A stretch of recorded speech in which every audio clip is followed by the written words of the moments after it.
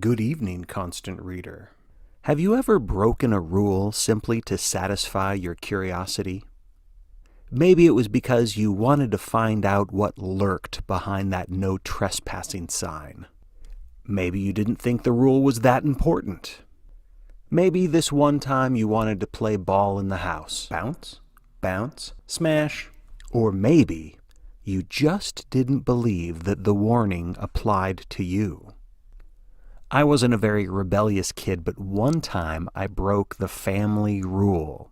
Wait 45 minutes after eating before you go swimming. Otherwise, you'll cramp up and drown. In an act of defiance at the age of 9, I ate a single grape and then stepped onto the diving board.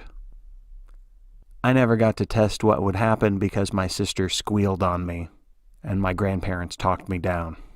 But if you're looking for an example that doesn't have a happy ending, I found one for you in a morbid little book of true stories called Death in Yellowstone: Accidents and Foolhardiness in the First National Park. The opening chapter is about all sorts of people who are scalded to death.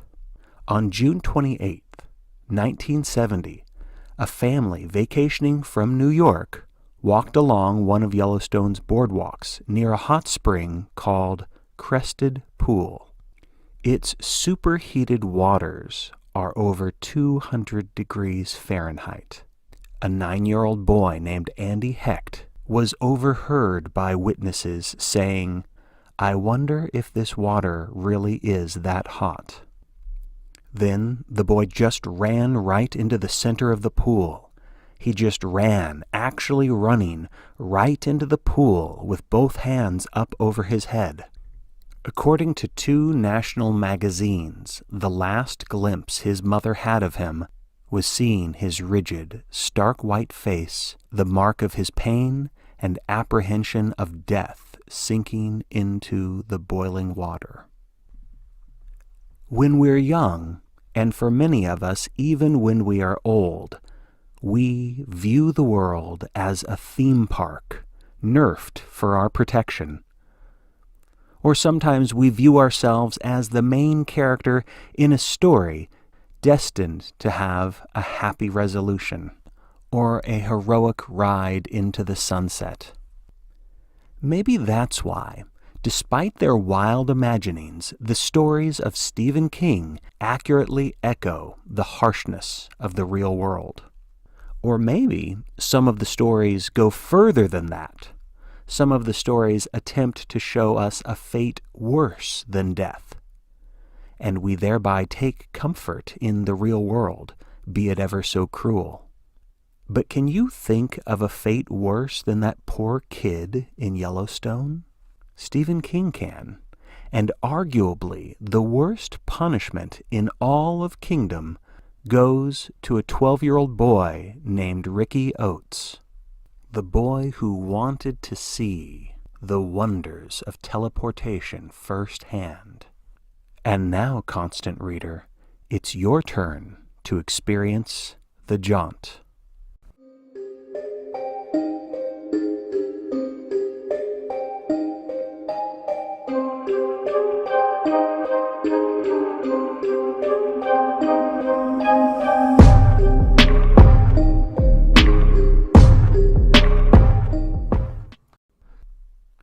To help us understand what happens to Ricky Oats, we need a history lesson.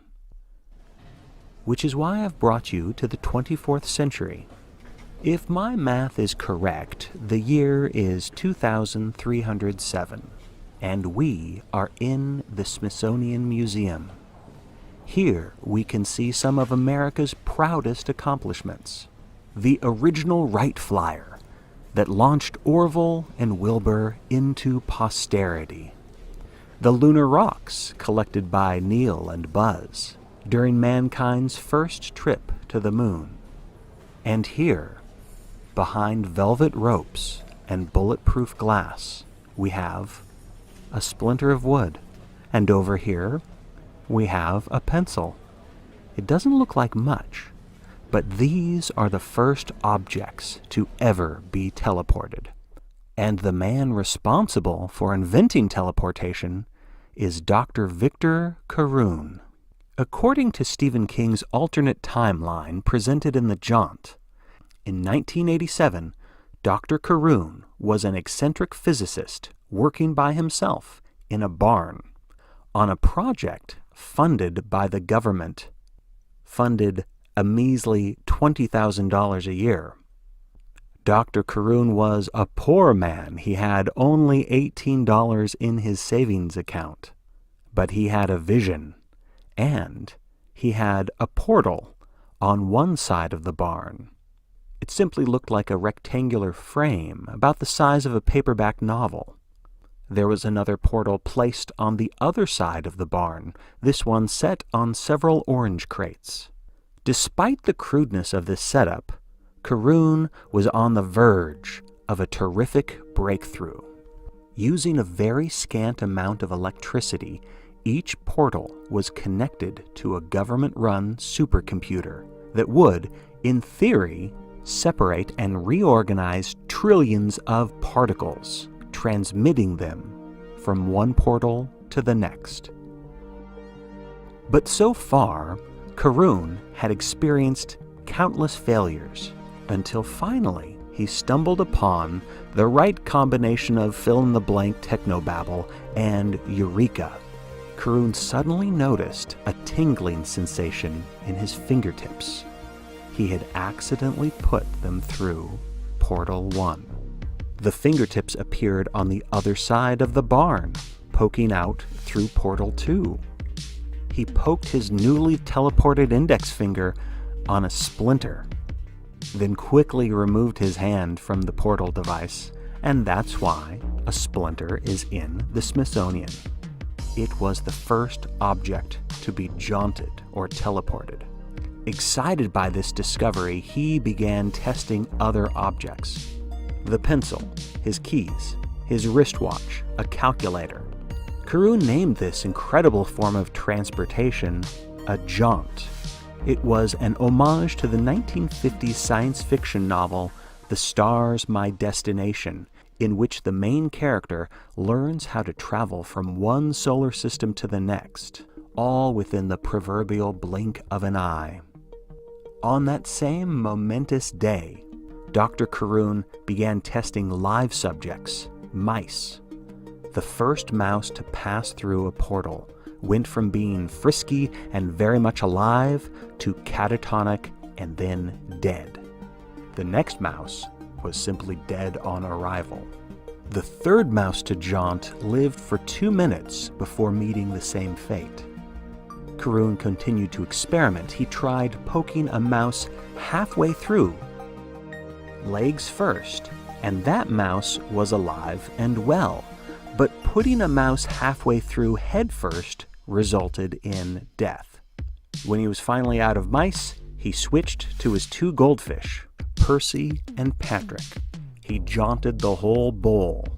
And afterwards, Patrick went belly up, but Percy seemed to be fine. The difference? Patrick was awake at the time of the jaunt. Percy seemed to be dozing. Carroon soon figured out that sleep or unconsciousness was the key to safely jaunting. Being awake during a jaunt resulted in disaster, madness, seizures, death. Dr. Carroon hoped to keep this jaunt technology in the private sector, but following the publication of his Popular Mechanics article, the U.S. government swooped in, and from then on, Carroon was no more than a figurehead for the operation. Though the inventor probably wasn't happy, the world was rejoicing. Teleportation technology could not have come at a better time. Humanity was on the brink of starvation, the energy crisis was out of control, and water pollution had desecrated our lakes and rivers. Jaunting technology revolutionized transportation in all of its forms. Oil prices dropped, the stock market soared, society was revitalized, and the globe could now focus on finding fresh water. By 1998, nearly every major city had a Jaunt system. And by 2006, they had made the Jaunt safe enough for humans to use, thanks to the magic of sleeping gas. Setting their sights for the ice caps of Mars in an Earth-saving endeavor known as Operation Straw, robot drones landed on the Red Planet with Portal 1 attached, and astronauts could hop through Portal 2. From there, after having a snowball fight, they could get down to the business of making the big blue marble blue again. By the 2300s, the far reaches of the solar system had been colonized. Families can jaunt millions of miles in a fraction of a second.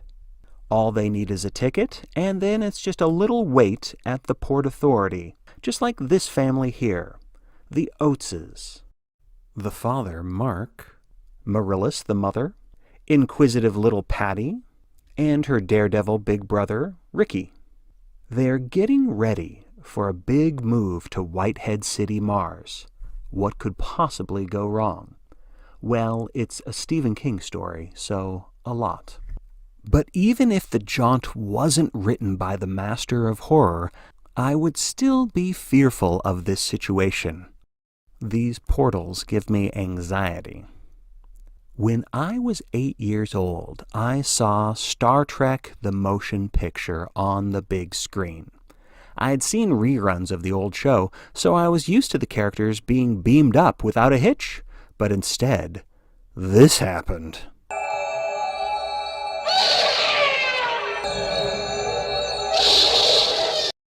Ever since witnessing that transporter malfunction, I've never looked at Star Trek quite the same.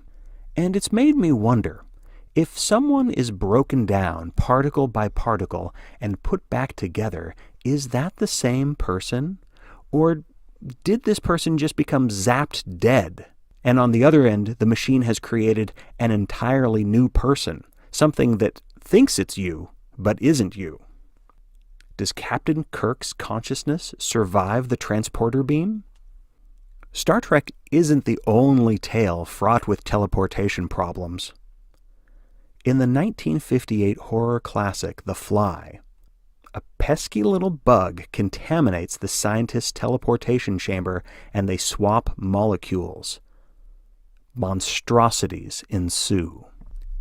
It happens again, but gradually this time in David Cronenberg's remake. And this is precisely why Walter White insists on a clean workspace. In the Jaunt, scientists know that teleportation while awake kills lab rats.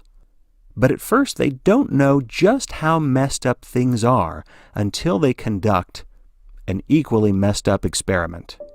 Convicted murderer Rudy Faja received an offer he should have refused. He could take a seat in the electric chair, or he could be the first human to jaunt while fully awake, and if he survived, he would receive a full pardon. Here's how King describes this historic event.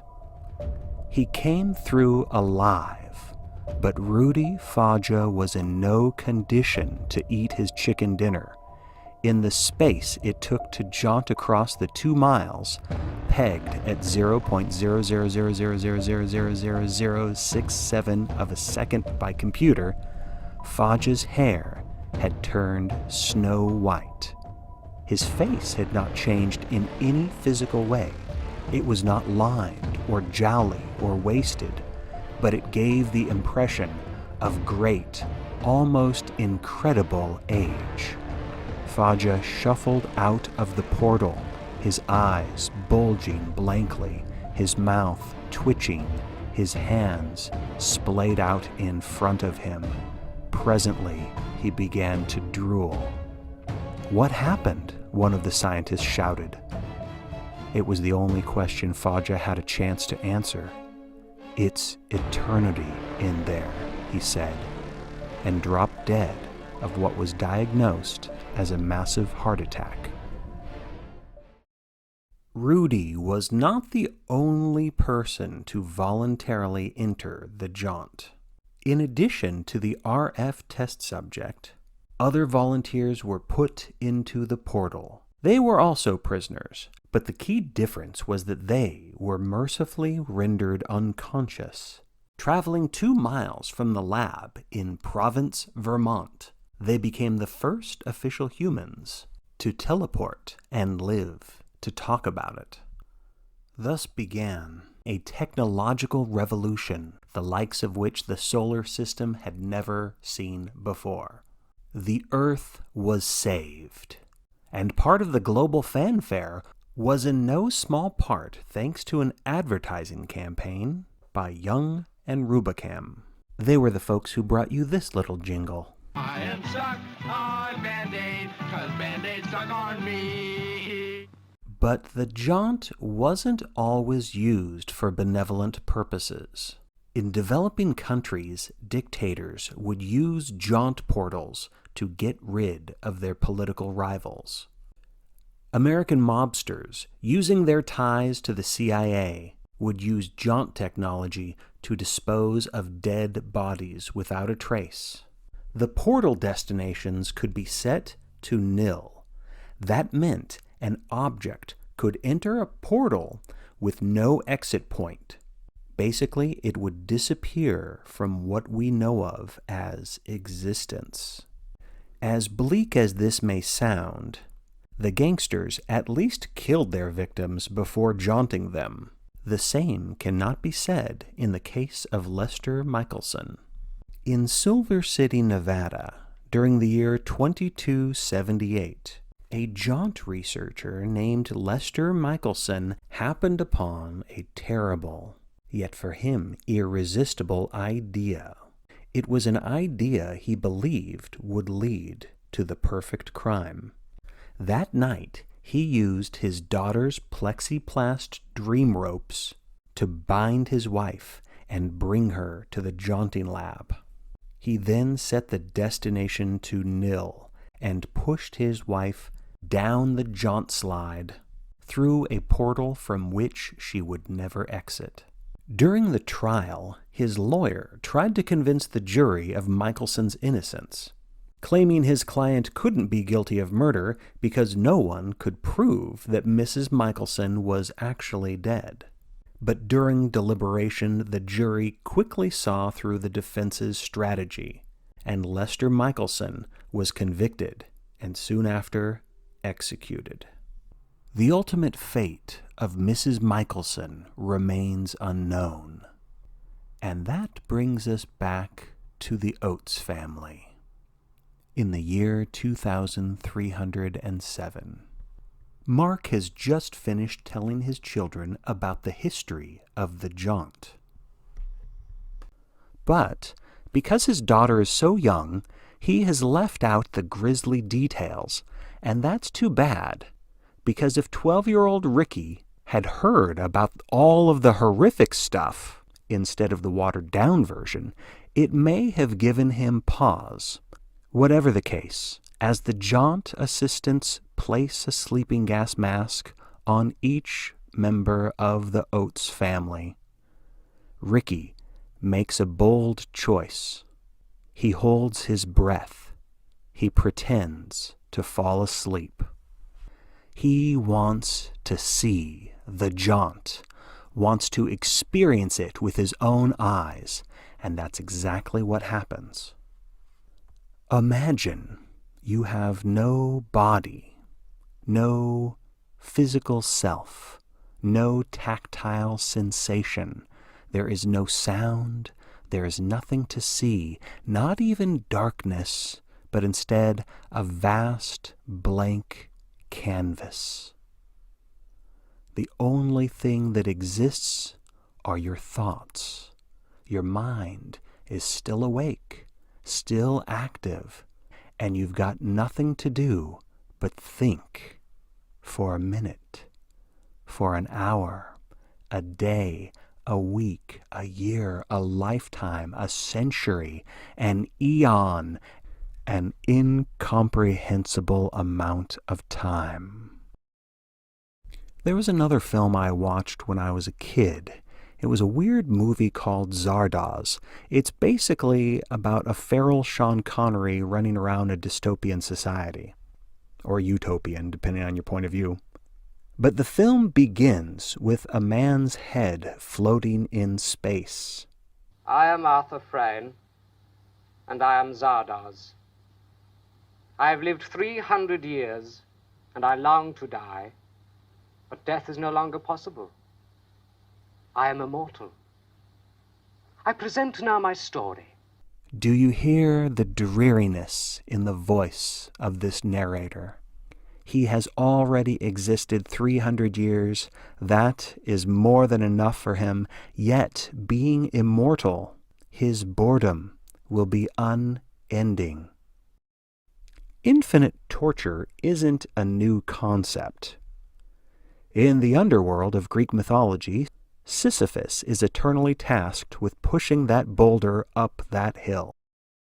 Dante's Inferno offers a fiery depiction of hell, and each agonizing second is worse than the next, onwards into infinity. Or, for a less visceral imprisonment, look at Sartre's play No Exit, in which three souls are banished to perdition, locked together in what appears to be a hotel room. There are no pitchforks, there are no flames, and yet these three individuals are the perfect combination to wrought misery upon one another. Or rather, they bring misery upon themselves in response to the others. As one character famously puts it, hell is other people. But for Stephen King, hell is ourselves. Hell is loneliness. Hell is isolation, our own thoughts turning inward. In the story's masterful climax, King describes the boy who is no longer a boy. The thing that had been his son bounced and writhed on its jaunt couch. A 12-year-old boy with a snow-white fall of hair and eyes that were incredibly ancient, the corneas gone a sickly yellow. Here was a creature older than time, masquerading as a boy, and yet it bounced and writhed with a kind of horrid, obscene glee. And at its choked, lunatic cackles, the jaunt attendants drew back in terror. The old young legs twitched and quivered, claw hands beat and twisted and danced on the air. Abruptly, they descended, and the thing that had been his son began to claw at his face. "Longer than you think, Dad," it cackled. "Longer than you think. Held my breath when they gave me the gas. Wanted to see. I saw. Longer than you think." Cackling and screeching, the thing on the jaunt couch suddenly clawed its own eyes out. Blood gouted the recovery room, was an aviary of screaming voices now. "Longer than you think, Dad. I saw. Long jaunt. Longer than you think." Like the rest of the stories in Skeleton Crew, I read The Jaunt when I was a kid. This one and The Raft freaked me out the most. But when I read it, I had always put myself in the place of Ricky. That's why the story disturbed me so much, trying to imagine what it would have been like for Ricky to experience the jaunt. But I had never thought about the horror that Mark and Marillus face in this story until I became an adult with kids of my own. And now, the jaunt is more terrifying than ever. Thank you, Stephen King. And thank you, constant reader, for supporting this little YouTube channel. If it seems like you watched this video before, you are not mistaken. This has been a special edition re-upload with some mistakes corrected and some new scenes added, all thanks to the suggestions of the best book club in the world. It has been 2 years since we began this journey together, and I cannot thank you enough for your constant viewership and support. See you soon, fellow constant reader.